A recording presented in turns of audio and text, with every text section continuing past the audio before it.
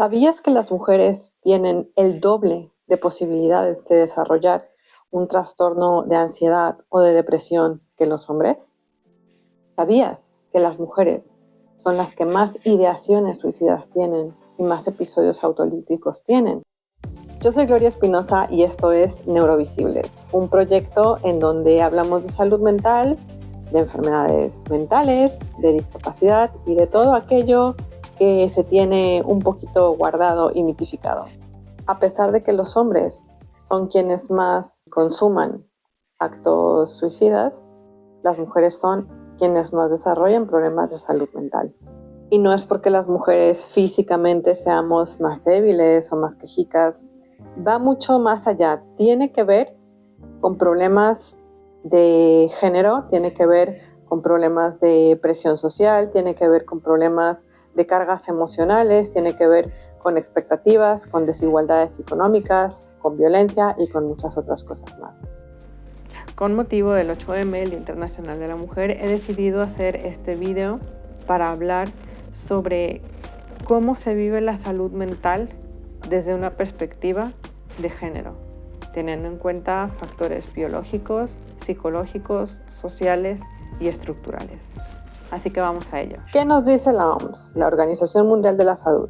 Pues nos dice que las mujeres son más propensas a desarrollar cuadros de ansiedad, de depresión, a tener intentos autolíticos y de tener trastornos alimentarios, como lo son la bulimia, la anorexia, trastornos por atracones, entre otros. En Europa, 1 de cada 5 mujeres va a desarrollar un problema o un trastorno o enfermedad mental.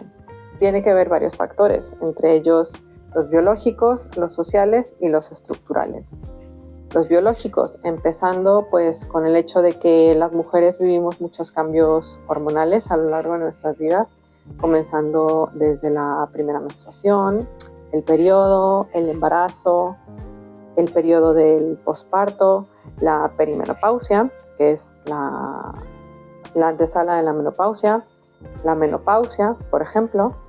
Pues todo esto influye muchísimo porque las hormonas gobiernan en gran parte de medida nuestro cuerpo. Somos seres muy hormonales. La depresión postparto afecta entre el 10 y el 15% de las mujeres. Trastorno disfórico menstrual, que es un trastorno donde hay una revolución hormonal y te causa mucha irritabilidad, mucha depresión, cuadros disfóricos, de ansiedad. Es otro ejemplo de ello. Pero también las mujeres durante la perimenopausia, que es la antesala a la menopausia, se provocan síntomas graves de depresión, de ansiedad, se invalidan. Pero aquí viene algo importante. Las hormonas son muy importantes y definitivamente tienen un rol muy grande, pero no lo es todo. La carga social, la carga psicológica.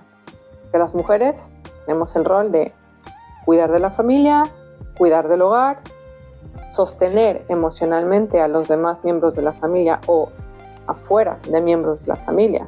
Las mujeres, claro, las mujeres son emocionales, las mujeres son empáticas, entonces ellas son las que tienen que sostener con las cargas emocionales y psicológicas de otros y cumplir expectativas sociales de mientras eres una supermadre o una superama de casa, también tienes que tener una carrera, ser exitosa en esa carrera, y cuando una mujer cumple todo esto, pues no se reconoce porque simplemente se ve como su responsabilidad, como una expectativa cumplida. Cuando un hombre se dedica al cuidado del hogar, trabaja, cuida a los hijos, cuida y sostiene emocionalmente, es que es un ejemplo a seguir, es un padrazo, es wow, o sea, es un hombre excepcional. Y dices, ¿por qué? Si está haciendo lo mismo que una mujer, lo mismo que hace una mujer sin que se le diga nada. Entonces tenemos aquí lo que se le llama una doble jornada, porque hay trabajo fuera del hogar, pero también mucho trabajo dentro del hogar y mucho más trabajo del que haría un hombre. Y no lo digo yo, hay que ir a buscarlo, te metes en Google, buscas estadísticas de cuidado del hogar y bueno, no necesito decir más, simplemente puedes ir a hacerlo y buscarlo y te darás cuenta de que lo que digo es verdad. Otro factor muy importante, muy grave y muy lastimoso es la violencia de género. Y aquí es donde entra la estadística. Según el Instituto Nacional de Estadística, en 2024, en España, se registraron 34.684 mujeres víctimas de violencia de género, poniendo en contexto datos que afectan y que inciden directamente en la salud mental de las mujeres. Porque nos enfrentamos a diferentes tipos de violencias, no solamente la violencia física, la violencia verbal, sino también la psicológica, violencia en el trabajo por brechas de género. Y aquí yo voy a poner 2 historias personales en las que he vivido violencia. La primera de ellas es que yo cuando tenía 16, 17 años tenía un novio, era mi primer novio, con el que duré aproximadamente 1 año y pico. Esto es un poquito de chismecito time, chisme. Pues sí, chisme personal. El caso es que bueno, ya iba la cosa por ahí.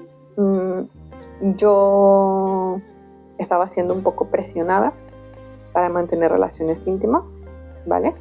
Él lo estaba solicitando, me lo preguntaba mucho.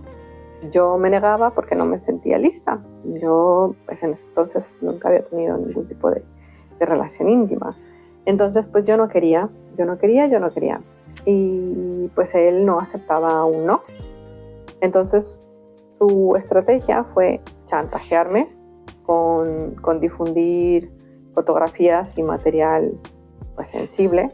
Entonces, esto me causó muchísima malestar emocional, muchísima tensión, muchísimo estrés, horrible, pero aún así no cedí a las amenazas. Entonces, como vio que no cedía ante ese chantaje, que ya es una forma de violencia, es violencia psicológica y violencia de género, lo siguiente fue que yo le dije que ya no quería estar con él. Entonces terminé la relación, pero nuevamente no reconoció el no es no. Entonces no se dio por vencido y no iba a tomar un no como respuesta. Yo decidí, aunque él dijera que no, terminar la relación, pero empezó a acosarme de cierta manera. A donde iba yo, él estaba ahí. Él aparecía siempre, estaba omnipresente. Hasta en lugares muy recónditos que nada tenían que ver con él estaba ahí. Me estaba acosando, estaba haciendo stalking.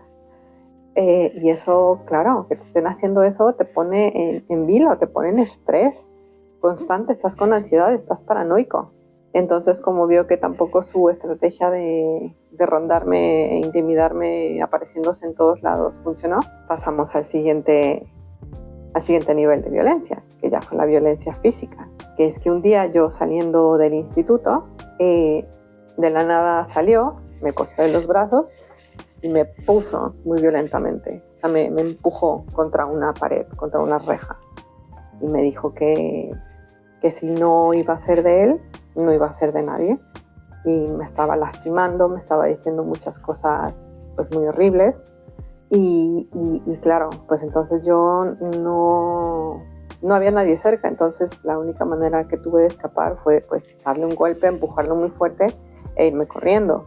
Entonces a raíz de ahí ya me aterrorizaba hasta salir a la calle, no quería salir a la calle. Dije, bueno, pues si me voy a mi casa y estoy en mi casa estoy segura. Pero no fue así, porque el tipo se dedicó a rondar mi casa, a estarse horas y horas y horas en la acera de enfrente de mi casa. Entonces yo ya estaba en un estado de crispación y de nervios terrible. O sea, ya no me estaba dejando vivir. Y aquí es donde tuvo que intervenir mi padre. Él salió a decirle que me dejase en paz, le amenazó y le dijo que si seguía con esa conducta, que si seguía el acoso, iba a llamar a la policía, iba a haber orden de restricción y mi papá también personalmente iba a poner manos en el asunto. Ahí fue la única manera en la que me dejó en paz, porque mi papá tuvo que intervenir, porque un hombre tuvo que intervenir, porque lo que yo le decía que no era válido. O sea, yo te estoy diciendo que no quiero estar contigo y tú lo tomas como un sí, pero cuando viene otro hombre a decir no, vale, ahí sí ya obedeces. Entonces esta situación de acoso, de violencia en pareja, pues me dejaron bastante tocada, con un estrés postraumático en que yo estaba completamente paranoica y vivía con terror de encontrármelo o de verlo, o de incluso ya casi que ni quería ir a la escuela por no topármelo. Entonces eso influye muy negativamente en la salud mental. La OMS también estima que 1 de cada 3 mujeres ha sufrido violencia física o violencia sexual. Si nos vamos a Latinoamérica, especialmente en México, las cifras suben de una manera escalofriante.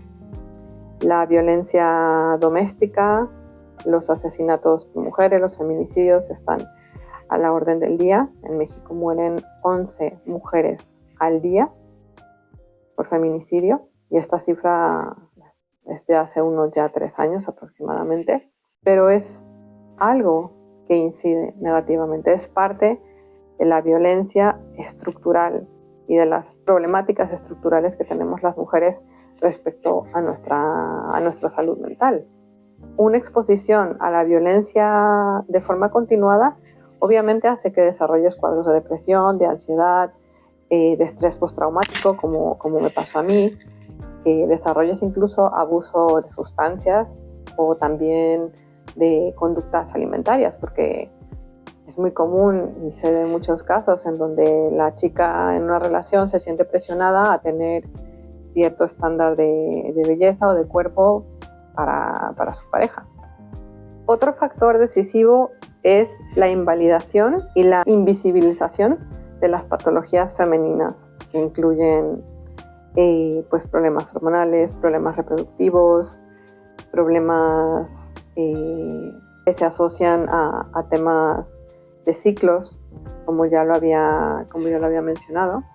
Por ejemplo, uno de ellos es la endometriosis, que es una enfermedad en donde el tejido del endometrio pues crece fuera del útero y se expande hacia otros órganos. Es muy doloroso, es muy incapacitante y es potencialmente una enfermedad muy grave, porque que ese tejido cubra a otros órganos pues puede causar muchos problemas. Pero como es algo de mujeres, bueno, pues se asocia a que es que se está quejando mucho, ya está con la regla, le duele, pues sí, es normal, así son las mujeres, son unas exageradas, se quejan mucho, les duele, lo minimizan, entonces lo subdiagnostican y no lo tratan, ni tampoco se destinan los suficientes recursos y la suficiente investigación para solventar eso. Y eso incide negativamente también en nuestra salud mental. Otro ejemplo, otra historia, ya que estamos con historias, es una vez en la que mi madre se tuvo que someter a una cirugía y ella es alérgica a la lidocaína, que es un derivado de la lidocaína, que es la anestesia, pues, anestesia general. Entonces, pues primero le pusieron una pequeña dosis para irla, digamos, sedando, calmando un poquito, y mi madre comenzó a sentirse muy mal, ¿vale? Estuvo prácticamente al borde de la muerte. Ella se sentía fatal, se sentía muy mal. Ella veía, nos cuenta cómo el mundo se le iba cerrando, y le comentaba al doctor, doctor, mire, por favor, me estoy sintiendo así, me siento muy mal, ayúdeme, tal. Y el médico, su respuesta fue, ya estamos con las quejas, es que estás muy mimada en casa, aguántate un poquito, no te quejes tanto, es que las mujeres son tan exageradas. Y cuando le iban a inyectar ya la segunda dosis para anestesiarla por completo, mi padre, que es médico, nuevamente entró a salvar el día, porque él sí sabía que mi madre era alérgica a la lidocaína, pero no sabía lo que le estaban poniendo. Entonces alcanzó a ver que cuando el anestesista le iba a poner la segunda dosis, alcanzó a ver y le preguntó, ¿qué es? ¿Qué le estás inyectando? Lidocaína. No inyectes eso, es alérgica, la vas a matar. De hecho, mi madre ya en ese momento estaba en un shock anafiláctico, o sea, estaba al borde de la muerte. Si le hubieran puesto la segunda inyección de lidocaína, ahí se queda y no está en este mundo, ya se habría ido con San Pedro. ¿Y por qué? Porque el médico decidió, que se estaba quejando mucho, es que te tienen muy, muy consentida en casa, por eso te quejas y no aguantas nada. Entonces, pues vemos que no es ninguna invención, son casos reales. Y claro, las mujeres nos quejamos por todo y somos muy débiles, y para invalidarnos siempre basta con decir que estamos locas. Es el insulto por excelencia que se le dice a una mujer para callarla y para invalidarla, que es: estás loca. Entonces, ¿qué hacemos para resolver esta problemática? Bueno, es que no hay una solución porque es un problema muy complejo y que abarca muchas esferas. Pero primero que nada sería la psicoeducación, teniendo en cuenta pues un enfoque de perspectiva de género, porque nuestra biología es diferente. Médicamente a muchas cosas reaccionamos diferentes hombres y mujeres. Entonces se tendría que tener en cuenta esto también al momento de hacer entrevistas clínicas, de hacer diagnósticos y de dar tratamientos. También se tendrían que hacer mejoras y cambios en los entornos laborales que favorezcan la conciliación, porque ¿cómo es posible que al día de hoy la mayoría de las bajas en los entornos laborales son pedidas por mujeres, pero no por enfermedad propia, sino para cuidar de otros? Aquí vemos nuevamente otra gran brecha de género y de problemática. Hay que fomentar el diálogo entre los profesionales para abarcarlo, teniendo en cuenta las perspectivas, teniendo en cuenta cómo reacciona el cuerpo femenino y teniendo en cuenta todo su contexto sociocultural. Si has vivido algo parecido, escríbemelo en los comentarios que te leo. Si te ha gustado este video, dale like, no olvides suscribirte y nos vemos en el siguiente episodio. Adiós.